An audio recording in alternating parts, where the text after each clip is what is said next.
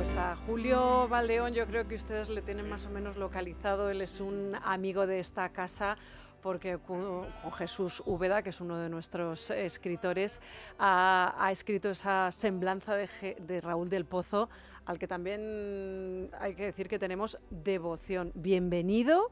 Yo creo que este pasillo y esta mesa es también parte de tu carrera y además tú has estado dedicado al periodismo de una manera muy entregada como corresponsal muchos años, ¿verdad? Sí. Y ahora desde el otro lado de la tribuna de oradores, podemos decir. Bienvenido. Muchísimas gracias, siempre es un Bueno, placer. viene Julio Valdeón por una razón y es que acaba de publicar Autorruta del Sur, un viaje en busca de la América imaginada en la editorial FM y me ha parecido interesante estos días de Semana Santa hacer este recorrido también en coche o acompañar a Julio en este periplo que realiza con su esposa, con Mónica, su entonces novia, por una de las zonas quizá más desconocidas de los Estados Unidos, porque estamos acostumbrados a ese Miami, Nueva York, hacemos Los Ángeles, pero es verdad que tú te adentras en la Ruta 61, que es una ruta diferente, ¿no?, a la que estamos acostumbrados a recorrer. Pero antes de que nos narres este periplo, me interesa mucho saber por qué esta devoción por el continente americano y me interesa además mucho saber cómo es tu carrera como corresponsal, ¿no? Porque además tú llegas de una forma un poco anecdótica a eso de la corresponsalía, no eres de los que te metes a periodismo como hacemos muchos para ser el Pérez Reverte No. entonces de territorio comanche, ¿no? En tu caso es casi casualidad, podemos decir, Julio. Sí, algo ahí. Bueno, por un lado, hablabas de por qué Estados Unidos y la fascinación. Yo creo que de forma consciente o inconsciente Estados Unidos forma parte de nuestro cableado emocional. Hemos crecido con Hollywood, hemos crecido con el rock and roll, con el jazz, de Marilyn Monroe a Bruce Springsteen, o sea, tantos nombres de Tom Hanks o Spielberg forman parte de nuestra educación sentimental. Así que yo creo que hay algo, siempre un punto de mitomanía y de devoción por ese país, por la cultura impactante, ¿no?, que de alguna manera nos hizo ser quienes somos. Y luego la cuestión sí, del periodismo. Yo escribía en provincias, en Valladolid había publicado un par de novelas. De hecho la segunda me la padrinó Raúl, con una generosidad infinita, que es cuando le conocí aquí en Madrid. Y lo que sucede es que era difícil dar el salto al periodismo, a la literatura. Bueno, yo era jovencito en aquel entonces y me planteé que si no existía la vía directa hacia Madrid o era más complicado, quizá dando un pequeño rodeo por Nueva York, pues podría tener un hueco en las páginas de Nacional. Y es entonces que me voy allí y empiezo a colaborar con periódicos desde Nueva York y desde Estados Unidos. Y sucede que es un país tan inabarcable y tan inagotable, que la oferta mediática de noticia es tan Sí. inmensa, que había hueco para mí, y sobre todo había hueco en los segmentos en los que yo creo modestamente que podía brillar más, que era o la parte política o la parte cultural, ¿sabes? Y entonces nada, pues me hinché a escribir. Te tiras allí además un montón de años Muchos. con Carlos Segovia, además como uno de tus mentores, al que Bueno, seguimos desde no, Fresneda, Carlos claro, Fresneda, sí. eso es, Con Carlos Carlos Fresneda. Fresneda, que tuve la suerte de que estaba de corresponsal del Mundo, y yo llegué allí un poco, pues en plan, como el que se tira al ruedo Sí. delante del maestro, y él no solo no me expulsa del ruedo, sino que me da un capote y me acoge en la cuadrilla y me dice: tú aquí con nosotros y ponte delante del... ¿Existe esas cuadrillas realmente? ¿No hay una gran competencia entre los corresponsales extranjeros? ¿Hacéis Bueno, patria? yo creo que hay una cierta comunión, hay una cierta alianza en el desarraigo y en la condición de expatriado, El ¿verdad? vino español, ¿no? Ya, algo así, Concha Piquer. algo un poco como con banda sonora de Concha Piquer sonando por detrás. y, Sí. y, y sí hay algo de eso, hay algo de ese... No sé si es nostalgia, pero sí hay un poco, quizá esa competencia tan feroz que hay en nuestro oficio aquí, Ujú. la distancia la atenúa y refuerza un poco los lazos de solidaridad, ¿sabes? Entonces sí, hay una cierta tribu, Sí, se puede además decir. lo de Fresneda, la historia personal que vivió Sí, con la muerte de su hijo, del ¿verdad? niño, Es una ¿verdad? de esas dramas que Sí, yo creo que nos dejaron a todos sí, congelados, ¿no? Y esa carta maravillosa que le que le escribió escribió a su hijo, que estaba pintando unos grafitis, creo, en el metro de de Londres, creo Londres. recordar. y que falleció precisamente en esas circunstancias terroríficas, y que tú además cuentas con un cariño. ¿Cómo ha sido tu relación con él? Es muy justo reconocer a las personas que te han ayudado en esos periplos, sobre todo cuando estás, como decimos, en países totalmente desconocidos. Tú además llegas a la corresponsalía, tienes un padre muy... todo esto que estoy narrando aparece en este libro de manera totalmente deslavazada e inconexa, podemos decir en algunas ocasiones, ¿verdad? Porque tú vas dando saltos. Esto es una novela road movie, es decir, es un periplo en un coche que además no conduces ni un solo minuto. ¿Tú No, no porque tienes carné o no, no? no, yo en eso soy de la escuela de Raúl, que tampoco conduce, soy un Eres de la inútil. escuela de Rosana Laviada, también. Soy un inútil total, no soy capaz de conducir, yo creo, ni una bicicleta. Y entonces Mónica, que tiene mucha pericia al volante, pues era la que llevaba Es la que las riendas. se pone a los mandos y hacéis una ruta casi por el country, ¿verdad? Sí, Por todos esas ciudades en las que han nacido algunas de las grandes estrellas. Está Memphis, está la ciudad en la que nace Johnny Cash, pero a la vez lo vas salpicando con tu vida, ¿no? Y cómo has llegado hasta ese punto y a ese nivel de conocimiento. ¿Eres un sabio de la música de este no. estilo o esa es la sensación que da?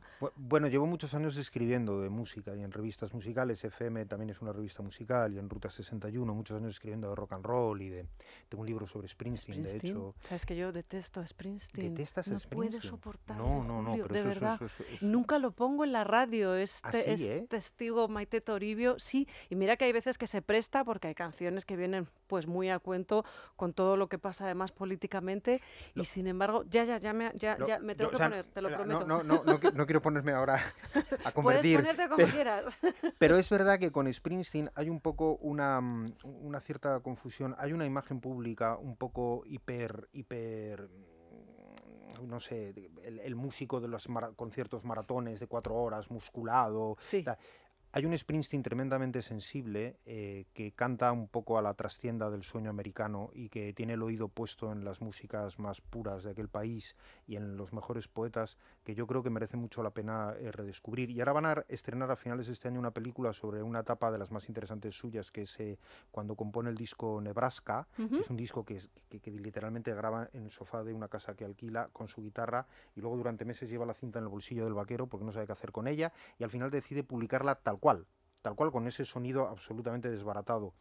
Ese Springsteen es un Springsteen que yo creo que es un Springsteen muy literario y que enlaza con Flannery O'Connor y con John Huston y con John Ford y las uvas de la ira y tal, que merece vale. mucho la pena, Te mucho, de verdad, prometo ¿eh? que le voy a dar una oportunidad. Igual que en el tema de Johnny Cash, al liberal, ¿no? Le llamas tú el cantante liberal. No, Johnny Cash es un tipo que rompe los esquemas de la gente más dogmática. Johnny Cash es un patriota americano, es un conservador, es un hombre de unas convicciones religiosas muy profundas y arraigadas. Y al mismo tiempo es un libre pensador, es un hombre valiente, es amigo de sus amigos y dio la cara por la gente más pisoteada. Es el tipo de los conciertos para los presos en las cárceles. Es el hombre que monta un programa de televisión en Nashville a finales de los 60, que era el mundo del country, pues era un ámbito, digamos, pues bastante tradicionalista. Y Johnny Cash tiene un programa de mucha audiencia en la televisión americana, en la que empieza a invitar músicos, y entonces allí invita a gente que era impensable en el Nashville de entonces. Lleva hippies como Neil Young o Johnny Mitchell, lleva a Eric Clapton, lleva a Louis Armstrong, que es el gran padre del jazz y que es un músico negro, porque yo creo que Johnny Cash era un hombre fundamentalmente libre. Y a veces en esa cosa que tenemos, y sobre todo en España, un poco mezquina de categorizar a la gente, este es de izquierdas, no, mira, hay buenas, malas personas, hay gente noble y gente vil.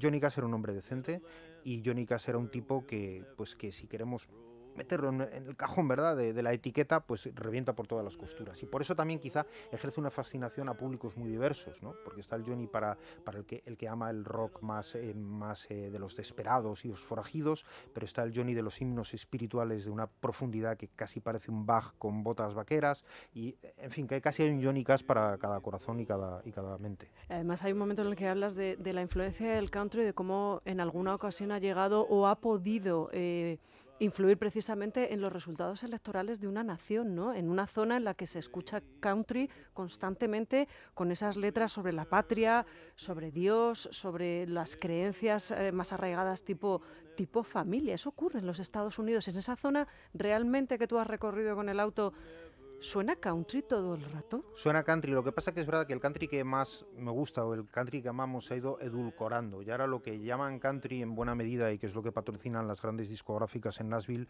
es una especie de pastiche pop que es indistinguible de todas las otras cosas que suenan en la radio Sí, ahora lo de mismo. la Sí, serie, no sí, sé si llegaste a verla, Nashville, la serie de Connie sí, Britton, bueno, sí, sí. pues es un country que ya viene en los 60, que ya es un estilo que se llama countrypolitan, que está muy bien, porque es cuando empiezan a meter cuerdas, arreglos muy suntuosos, con gente maravillosa como Patsy Cline y con el guitarrista Chet Atkins, que ejerce de productor, y Buck Owens y todos aquellos, pero hay una deriva en los últimos años que ha ido desnaturalizando el country. Sin embargo, hay otro country paralelo, digamos más underground, con un montón de gente joven haciendo cosas fascinantes, que sí que está más arraigado en esos sonidos de raíz que a mí particularmente me parecen más ¿Y ellos interesantes. se sienten orgullosos de esa herencia musical? ¿O hacen como los españoles en algunos casos hacemos Sí, con el flamenco? es Que curioso, parecemos, que ¿verdad? parece que nos tapamos la nariz. Un poco, Fíjate. ¿no? Hay, por ejemplo, en Nashville, pues digamos que las, la- las clases, digamos, alta, la clase más educadas de la ciudad y con más recursos, pues son muy fans de la ópera y de la Ujú. música clásica y patrocinan y está muy bien y es maravilloso y no es incompatible, pero yo creo que sí que miran con un cierto, no sé si desprecio o casi un poco de vergüenza a esos vecinos suyos, digamos, más paletos y pobres que practican estas músicas, pero que en el fondo son el gran tesoro que América nos ha dejado, porque hay muy grandes músicos americanos en música clásica en el 20, pues, yo que sé, Bernstein, etcétera, pero donde Estados Unidos marca la diferencia, como la marca Jerez con el flamenco, o Utrera es con el Ujú. country, con el blues, con el jazz. Eso sí que es la aportación genuinamente estadounidense. ¿Has leído la autobiografía de Vance? La autobiografía, Sí, sí, sí, que se efectivamente, ha sí, perdona. reeditado ahora con motivo, bueno, del Del, vicepresidente, efectivamente. sí, sí, Vengo ahora de Miami y me llaman la atención por decir Donald Trump aquí, que así, digamos Trump. Trump, Entonces ya el despropósito ya es, bueno, y además tú que has absoluto. estado pendiente de todo eso, no sé cómo estás viviendo ahora todo lo que está ocurriendo con el tema de los aranceles y todo lo que está ocurriendo con todos esos apoyos que tenía el presidente. La foto famosa, el otro día hacía el diario El Mundo, hacía la cuenta de todo lo que han perdido esos creadores de Amazon, de Tesla, etcétera, y todo lo que han palmado, ¿no? Todo lo que han perdido por culpa De, de lo que está haciendo el presidente al que apoyaron el día de la investidura en la Casa Blanca, ¿eh? ya, ¿Cómo lo estás viendo tú esto ahora con, que con, estás aquí con mucha alejado de esto? con mucha inquietud, porque yo creo que Europa y en general el mundo libre le debe mucho a Estados Unidos y al sacrificio que hacen desde Normandía hasta, bueno, en fin, en la Segunda Guerra Mundial y luego la protección que nos brindaron durante décadas. Y creo que es una mala noticia que Estados Unidos trate a sus socios europeos con los que hay lazos de sangre con esa mezcla de matonismo y desprecio. Y además creo que también el mundo que surge de la Segunda Guerra Mundial es un mundo mejor, más pacífico y menos bárbaro, entre otras cosas, porque se potencia el libre comercio, Mm. que no deja de acercarnos unos a otros, y esta vuelta, este retroceso casi un poco a ideas casi del 19, ¿no? Entre nacionalistas y de arancelarias fuertes, pues me deja un poco... Y además muchos de los que lo han votado, precisamente, ¿eh? Sí, sí, sí, sí. Están desconcertados. Yo la sensación que me he traído es esa, la del desconcierto. Volviendo al periplo sin GPS, porque lo hicisteis en una época, ¿cuándo hacéis esta ruta? ¿Cuánto tiempo os lleva hacer esta ruta? Pues unas semanas. Lo hicimos en el año 2010. Yo creo que ya había GPS entonces, pero era un lujo inalcanzable alquilar el coche con el GPS y entonces dijimos, qué tonterías, y esto, total, el mapa. Y Sí. luego, claro, el mapa, el problema que tiene, la bendición del mapa es que, o sea, el problema es que te pierdes y a veces es la bendición porque te conduce a lugares con los que no contabas y de repente descubres cosas que no estaban previstas. Pero sí, lo hicimos pues como sigue viajó toda la vida, con un mapa y... Sí, ¿te acuerdas la guía Kamsa, no? Sí, Me claro, por imagino que supuesto. habría algún sucedáneo americano Sí, para sí. hacer ese tipo de periplos y periodos. Al final, ¿qué ocurrió con Harper Lee? Acabasteis visitando toda la zona de Faulkner y toda la zona de Capote y mucha literatura también, Sí, además, lo que hay sí, acompañando a este sí. ensayo. Claro, porque hablamos del blues, del soul, del jazz, pero el sur también es literatura Mucha. maravillosa, ¿no? Ujú. Harper Lee, Capote, cuando va precisamente acompañado por Harper Lee para hacer el reportaje que luego va a dar lugar a Sangre Fría. El sur es Faulkner, por supuesto. El sur es Flannery O'Connor, y el sur también es cine, con películas como La noche del cazador, con Charles Lawton, ¿no? O sea que yo no quería solo destacar la parte musical, sino que, que me parecía más interesante entrelazar también aquello pues con Sí. personajes como Harper Lee, a la que te referías, y que es un personaje fascinante porque vivió toda su vida atormentada por el éxito fulminante de matar a un ruiseñor y de alguna manera le sucede un poco, no sé, pues ella queda prendida de ese éxito y le cuesta muchísimo Ujú.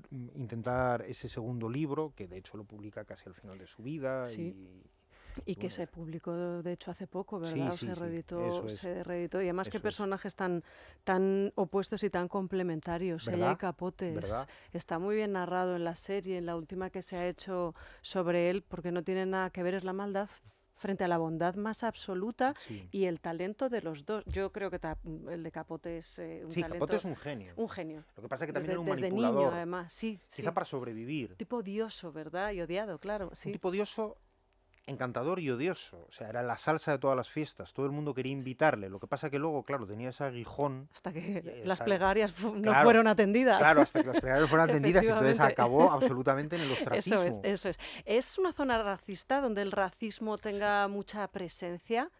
Sí, a ver, este siempre es un tema delicado, pero es evidente que el sur fue un territorio profundamente racista. Un territorio, por cierto, controlado por los demócratas, porque son los demócratas los padres de la llamada reconstrucción del sur, que en el Ujú. fondo se trataba, una vez perdida la guerra civil, de mantener los privilegios y sobre todo los votos, segregando a los ciudadanos de color, a los negros, para que no tocasen el status quo político y económico de la época. Y estos son los demócratas, mientras que los republicanos son los que han abanderado la guerra desde el norte contra los estados esclavistas. ¿El racismo se mantiene? Sí, hombre. Es cierto que Estados Unidos ha cambiado mucho. Es Mm. verdad que es un país notablemente diferente, pero hay heridas profundas y la de la esclavitud y la de la segregación son posiblemente el pecado original, si es que podemos hablar de tal cosa, en este país, admirable por tantas razones, pero son heridas de difícil Sí.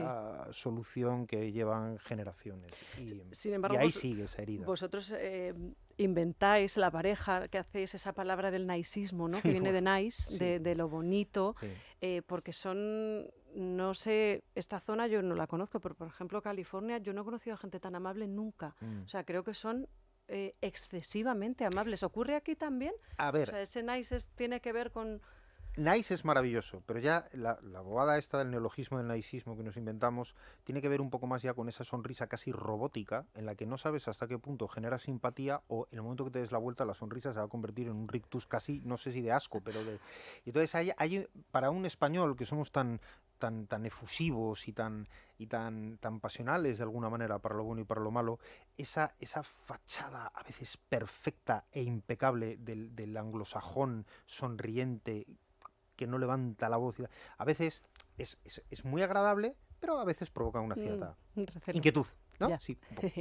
Bueno, y si tenemos que elegir una de las ciudades por las que pasaste, no tomarnos este libro como una guía de viajes, pero sí como una orientación a la hora de movernos por esa zona o tener que visitar esa zona, que por otro lado no es la zona No, probablemente no, más turística de los Estados Unidos. no, no lo es. ¿Con cuál te quedarías tú, Julio? Hombre, la gran ciudad del sur es una de las grandes, pero para mí quizá la más interesante es Nueva Orleans. Sí, por Sí. encima de Memphis, cuna de toda la música con No, Elvis. a ver, si uno va, bueno, sí, a ver, si uno va con mi mentalidad y entonces vas arrodillándote a cada paso porque estás al lado de San Con los Records cementerios, porque y este señor hace homenajes en las tumbas. bueno, si fuimos a ver la tumba de Johnny Cash en Hendersonville, que es un sitio que era un paraje, supongo que maravilloso cuando ellos compran el nicho y pasados los años ahora está rodeado de carreteras y malls y ya no es el lugar idílico que ellos habían concebido para el descanso eterno, pero sí, fuimos a ponerle unas flores a Johnny Cash y estuvimos también delante de la tumba de Elvis en Memphis,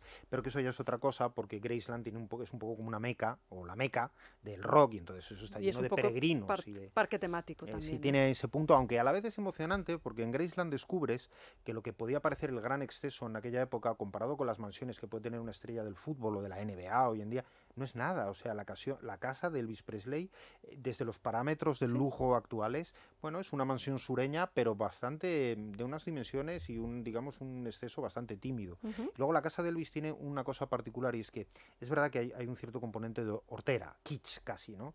Entonces eso puede generar un sentimiento muy engañoso en el visitante, que te puedes creer por encima de Elvis, porque dices, ah, mira qué sofá, mira qué... Pero claro, lo que tú te olvidas es que el tipo que tiene ese sofá es al mismo tiempo un monstruo, Sí. con una sensibilidad y una inteligencia abrumadoras y que nos ha dejado un legado para quedarte de rodillas. Y solo por rematar lo que comentabas antes, Memphis es muy importante y es maravillosa, pero quizá Nueva Orleans con esa mezcla de lo francés, lo español, que está muy presente, y con esa mezcla de lo indio, de lo negro, y por ser también la cuna del jazz y el origen de todo, de alguna manera, es quizá la ciudad del sur que primero había que visitar. Bueno, pues léanlo, lean a Julio Valdeón, Autorruta del Sur, es el título de este ensayo que ha escrito después de además muchos años, ¿verdad? Sí, Te ha costado sacarlo adelante, no por falta de ganas, sino me imagino por falta de tiempo sí, y ni tampoco por falta de inspiración. Julio, espero que vuelvas. Creo que estás con algo californiano en la mente sí, o sí, que sí. podrías estar con algo, porque este es el volumen número 1. Sí, yo posiblemente la serie tenga continuación con otros viajes y otras rutas, por ejemplo, por el sur digamos, por el oeste, por Utah, Arizona y por las tierras de John Ford, quizá Ujú. California, que es la tierra prometida. Bueno, y luego Nueva York, claro, que fueron 17 años en Nueva York y que hay Viviendo mucho allí, sí. que contar también. Gracias No, a por vosotros, por Dios. estar aquí y a ustedes esperen porque tenemos más cosas que contarles.